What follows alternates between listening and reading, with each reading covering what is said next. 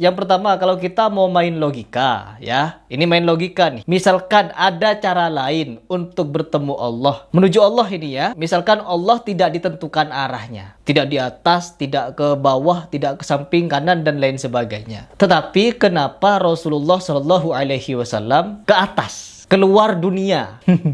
Maksudnya keluar dunia itu menembus langit. Kalau menembus langit itu kan pasti terbang ke atas ya, naik buraq. Rasulullah kan ke atas itu kan naik buraq. Misalkan ada jalur lain menuju Allah, bisa gak menuju Allah jalur darat? Rasulullah SAW mi'raj dari sini. Misalkan Allah itu tidak di atas, terus ngapain Rasulullah terbang ke atas? Ya, dari Masjidil Aqsa, kenapa Rasulullah keluar dari bumi ke atas? Kalau kita tidak mau mengartikan Allah tidak di atas nih, misalkan, bisa gak pergi ke Allah lewat jalur darat? Atau nyelam ke bumi ya? Kalau Allah ada di mana-mana, misalkan Allah tidak terbatas ruang dan waktu, kenapa Rasulullah SAW dari sini, dari Masjidil Aqsa, terbang keluar angkasa? Ya, tuh keluar. Ya, keluar dari sini, ini kan ke atas. Assalamualaikum warahmatullahi wabarakatuh. Sahabat Al-Kindi yang dirahmati Allah, kali ini saya akan mengomentari atau membantah pernyataan dari Harry Pras terkait dengan peristiwa Isra Mi'raj yang dijadikan dalil bahwa Allah ada di atas langit. Pertama yang perlu diketahui dalam menyikapi sifat khabariyah, informasi-informasi yang disampaikan oleh Allah terkait dengan ayat mutasyabihat, secara global para ulama terbagi menjadi dua. Ada yang menggunakan konsep tafwid, yaitu memasrahkan segalanya kepada Allah terkait dengan makna dan semacamnya. Ada yang menakwil. Nah, antara yang melakukan tafwid dan takwil ini sebenarnya adalah ranah ijtihad. Ada komentar dari Imam An-Nawawi dalam Syarah Nawawi ala Muslim. Saya langsung bacakan saja untuk ibaratnya. I'lam anna li ahlil ilmi fi ahadisi sifat wa ayati sifat qaulain.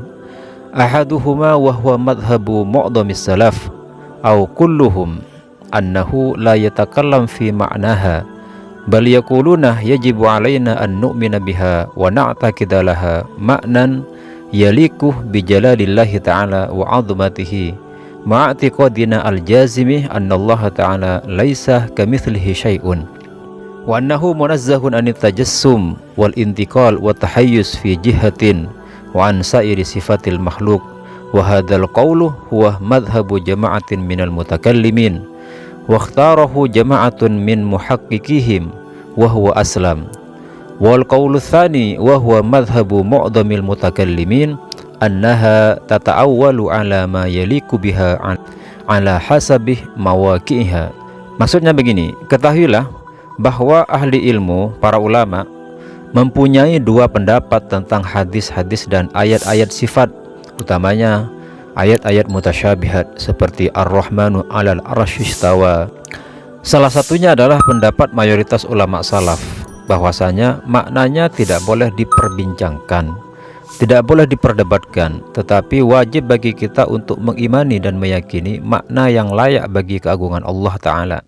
Dan hal ini disertai dengan keyakinan yang mantap bahwa tidak ada sesuatu pun yang serupa dengan Allah, dan bahwa Allah disucikan dari sifat jisim atau bentuk fisik, pergerakan, batasan arah, serta seluruh sifat-sifat makhluk.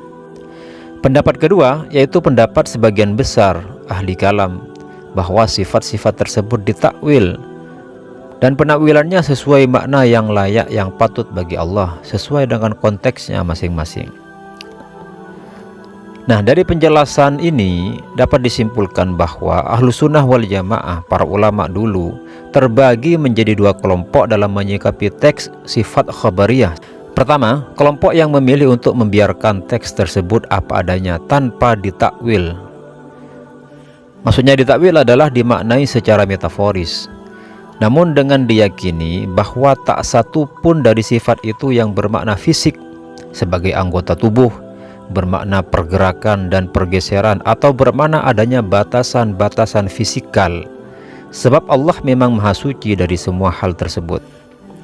Tindakan ini dikenal dengan istilah tafwid atau memasrahkan hakikat maknanya hanya kepada Allah tanpa dibahas lebih lanjut. Kelompok ini diwakili oleh mayoritas ulama salaf, ulama di 3 kurun pertama Hijriah, dan tokoh-tokoh ahli kalam yang lain. Makanya ketika Al-Imam Ahmad ditanya tentang istiwanya Allah, beliau mengatakan istawa kama akhbar la kama khatarah biqalbil bashar. Allah beristiwa sebagaimana dia informasikan di Al-Quran, tidak seperti apa yang dibayangkan oleh manusia.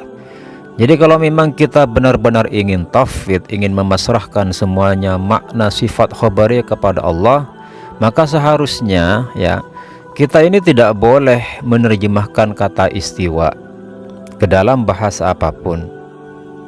Kenapa? Ya karena kalau kita mengartikan makna istiwa misalnya ke dalam bahasa Indonesia, maka mau tidak mau nanti akan muncul istilah bersemayam dan semacamnya. Nah, ketika kita mengatakan bersemayam, maka yang ada di otak kita, bayangan otak kita adalah seperti apa yang kita lihat ketika makhluk bersemayam. Maka mau tidak mau secara otomatis kita sudah menganggap Allah itu bertempat, Allah itu diliputi oleh ruang dan waktu. Padahal tempat, ruang, waktu adalah ciptaan Allah. Maka tidak mungkin secara logika Tuhan yang menciptakan butuh pada sesuatu yang diciptakan. Ini sangat fatal sekali. Kemudian kelompok yang kedua memilih untuk menakwil atau memaknai secara metaforis terhadap sifat khabariyah tersebut dan memaknainya sesuai konteksnya masing-masing. Tidak memaknai sembarangan, sesuai dengan makna yang memang berlaku di kalangan orang Arab. Nah, kelompok ini diwakili oleh mayoritas ulama ahli kalam dan ulama kholaf, yaitu pasca 3 kurun pertama Hijriah. Ulama yang menakwil akan memilih mengartikan kata istawa itu dengan makna metaforis. Misalnya menguasai mutlak, qahhar. Nah, makna qahhar ini sesuai dengan sifat Allah yang memang al-qahhar. Ya, menguasai mutlak, menguasai secara mutlak tanpa perlu memaksa atau menaklukkan. Itu namanya al-qahhar. Dan ini tidak salah ketika memaknai istawa dengan al-qahhar, karena memang al-qahhar sendiri adalah sifat Allah juga. Makanya ulama yang menakwil itu akan menakwil dengan makna yang sesuai dengan keagungan Allah, tidak sembarangan menakwil. Sebagian lagi memaknai istawa sebagai mengurus atau memelihara, atau dalam bahasa Arabnya dabbar. Dan ini sesuai dengan sifat Allah yang memang al-mudabbir, maha memelihara. Jadi sejatinya antara yang menggunakan konsep tafwid dan konsep takwil ini sama-sama dalam rangka menyelamatkan akidah umat. Yang pertama, tidak memilih untuk membahas lebih lanjut dan tidak menerjemah kata atau sifat-sifat khabariyah tersebut. Ketika mereka ditanya akan menjawab sesuai dengan redaksi dari Al-Quran. Kalau istawa, maka mereka menjawab Allah beristiwa. Kalau yadullah, maka mereka menjawab yad Allah, tidak menjawab tangan Allah dan semacamnya. Karena ketika dijawab tangan Allah, maka yang akan terbesit, terbayang di otak kita adalah tangan seperti apa yang kita lihat, dan itu secara otomatis akan terbayang di benaknya orang awam. Dan yang kedua, yang menakwil juga dalam rangka menyelamatkan akidah umat. Untuk menghindari bayangan-bayangan seperti itu, pikiran-pikiran seperti itu, maka kemudian ulama menakwil terhadap makna yang tetap pantas terhadap keagungan Allah, yaitu Allah menguasai dan semacamnya. Nah, itu yang pertama ya, tentang pembahasan sifat khabariyah yang dari dulu dan sampai kapanpun ulama itu akan tetap berbeda. Pertama menggunakan tafwid dan yang kedua menggunakan takwil. Dan sekali lagi antara yang menakwil dan yang mentafwid ini sama-sama dalam rangka menyelamatkan akidah umat. Dan ini ranah ijtihadiyah. Kemudian berikutnya terkait dengan peristiwa Mi'raj dijadikan dalil oleh Bang Heri Pras ini sebagai bukti bahwa Allah ada di atas. Nah, ini sangat fatal sekali. Nah, begini saya jelaskan. Kejadian Mi'raj ini sebenarnya sama dengan peristiwa ketika Nabi Musa mendapat perintah langsung dari Allah di puncak gunung Tursina atau Tursaina. Sebenarnya Semua kisah ini berbicara tentang tempat hamba Allah menerima wahyu. Artinya tempat Nabi menerima wahyu, bukan tentang tempat Allah. Jadi sekali lagi, peristiwa Mi'raj Nabi Muhammad ini mirip dengan peristiwa mukalamah antara Nabi Musa dengan Allah di gunung atau di Tur Saina. Dan ini menjelaskan tentang tempat para nabi tersebut, bukan tempatnya Allah. Dalam kisah tersebut kan seperti ini. Nabi Muhammad bolak-balik dari tempatnya di Sidratul Muntaha ke tempatnya Nabi Musa di langit ke-7, lalu ke atas lagi ke Sidratul Muntaha lagi untuk memohon keringanan. Tempat yang kita bicarakan ini adalah tempat Nabi sendiri, bukan tempat Allah. Kalau Allah mau, Dia bisa memberikan wahyunya secara langsung dimanapun hambanya berada, seperti yang terjadi pada Jibril yang menerima wahyu dari Allah dimanapun ia berada secara langsung, dan seperti ketika Nabi Muhammad menerima wahyu yang lain selain perintah sholat di Gua Hiro dan semacamnya. Jadi tidak perlu Nabi Muhammad ke atas kalau memang dikatakan Allah ada di atas gara-gara Nabi Muhammad dipanggil ke Sidratul Muntaha. Sama sekali tidak ada bahasan tentang tempat Allah dalam riwayat-riwayat Mi'raj tersebut, kecuali dalam persangkaan orang yang salah paham, yang menyangka bahwa bagi Allah juga berlaku hukum alam sebagaimana yang kita kenal di dunia ini. Tak pernahkah mereka membaca sekian banyak riwayat yang berisi tentang malaikat Jibril menerima wahyu di mana saja? Lalu apa yang mereka pikirkan tentang itu? Tak ingatkah mereka bahwa Nabi Musa bertemu dan berdialog dengan Allah di Gunung Tursina? Maka apa yang bisa disimpulkan dari itu? Apakah berarti Allah sering berpindah tempat dari langit ke bumi dan muat di dalamnya? Nah, ini kan aneh. Kita juga mengenal arti istilah mendekatkan diri kepada Allah atau taqarrub ilallah, yang sama sekali tak bermakna mendekat secara fisik. Lalu kenapa dalam peristiwa Mi'raj kata mendekatkan diri lantas berubah menjadi mendekat secara fisik? Tentu hal ini tak beralasan. Nah, Harry Pras ini kadang sering mengatakan orang menggunakan logika pada dirinya sendiri terjebak menggunakan logika, dan logika yang digunakan justru salah, fatal. Menyalahkan orang lain pada dirinya sendiri lebih salah. Begitulah para ulama ahlu sunnah seluruhnya memahami peristiwa Mi'raj. Ketika para ulama menceritakan kisah tawar-menawar jumlah sholat misalnya, ya, sebagaimana riwayat Imam Bukhari berikut ini, faltafatan Nabi sallallahu alaihi wasallam ila Jibril ka'annahu yastashiruhu fi dzalik. Fa'asyara ilaihi Jibril an na'am in syi'ta fa'ala bihi ilal jabbar faqala wa huwa makanahu ya rabbi khaffif anna fa inna ummati la tastati' hadha. Maksudnya begini, kemudian Nabi menoleh ke arah Jibril seakan bermusyawarah tentang hal itu. Kemudian Jibril mengisyarahkan pada beliau, ya, bila Anda menghendaki permohonan untuk dikurangi. Maksudnya ke situ. Lalu Nabi naik pada Allah sedangkan ia di tempatnya dan berkata, ya Allah, ya Tuhan, ringankanlah dari kami, sungguhnya umatku tak mampu melakukan hal ini. Nah, redaksi fa'ala bihi ilal jabbar faqalah wa huwa makanahu. Para ulama menjelaskan bahwa kalimat wa huwa makanahu dalam hadis di atas bukan berarti bahwa Allah ada di tempat itu, tetapi nabilah yang berada di tempatnya semula menerima wahyu salat 50 kali sehari. Jadi wahuwah makanahu di situ dhamir hunya kembali kepada Nabi, bukan kembali pada Allah. Karenanya Imam Al-Hafidh Al-Qastolani menjelaskan, faqala alaihi salatu wassalam wa huwa makanahu ay fi maqamihi al-awwali alladhi qama fihi qabla hubutihi. Dia berada di tempatnya, maksudnya Nabi Muhammad berada di tempatnya yang awal ditempati sebelum turunnya. Demikian juga Imam Al-Hafidh Ibnu Hajar Al-Asqalani menegaskan makna tempat di hadis Mi'raj itu dengan menukil pernyataan Imam Al-Khattabi. Qala Al-Khattabi, wal makanu la yudhafu ila Allah Ta'ala, innama huwa makanun Nabi sallallahu alaihi wasallam fi maqamihi al-awwal alladhi qama fihi qabla hubutihi, intaha. Wa hadzal akhir muta'ayyinun wa laysa fi siyaq tasrih bi idafatil makan ila Allah Ta'ala. Al-Khattabi berkata, tempat itu tak disandarkan pada Allah Ta'ala. Sesungguhnya itu tak lain adalah tempat Nabi di tempat berdirinya sebelumnya beliau turun. Ini akhir nukilan Al-Khattabi. Keterangan terakhir ini sudah pasti dan dalam konteks hadis sama sekali tak ada penjelasan penisbatan tempat itu kepada Allah Ta'ala. Lalu masalahnya, kemudian kalau ada yang bertanya, lalu untuk apa Rasulullah dipanggil ke langit dalam peristiwa Mi'raj? Maka jawabannya ya kita bisa melihatnya dalam surah Al-Isra itu sendiri. Yang pertama yaitu untuk memperlihatkan sebagian tanda-tanda kebesaran Allah. Linuriyahu min ayatina. Sedangkan saat Nabi telah naik ke langit, maka Allah juga memperlihatkan tanda-tanda kebesaran Allah yang jauh lebih besar lagi.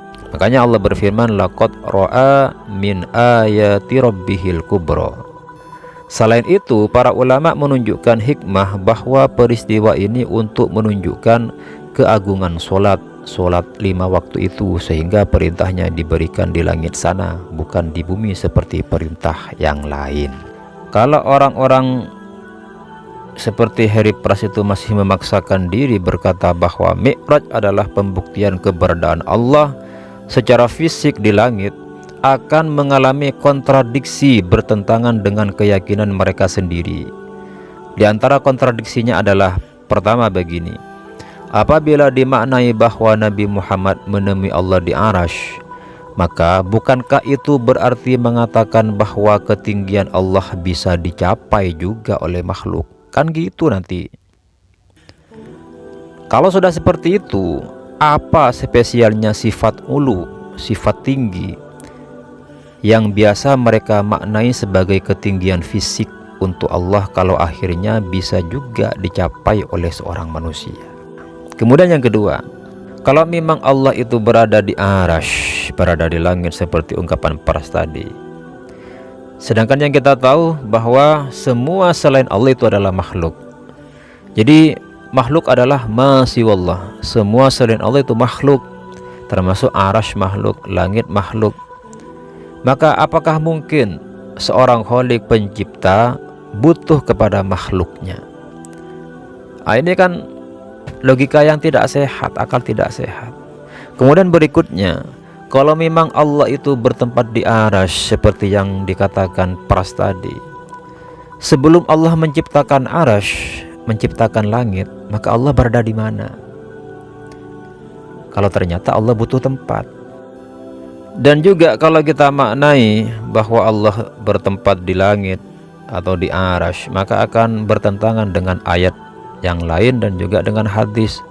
Pertama akan bertentangan dengan ayat wa huwa ma'akum aynama kuntum.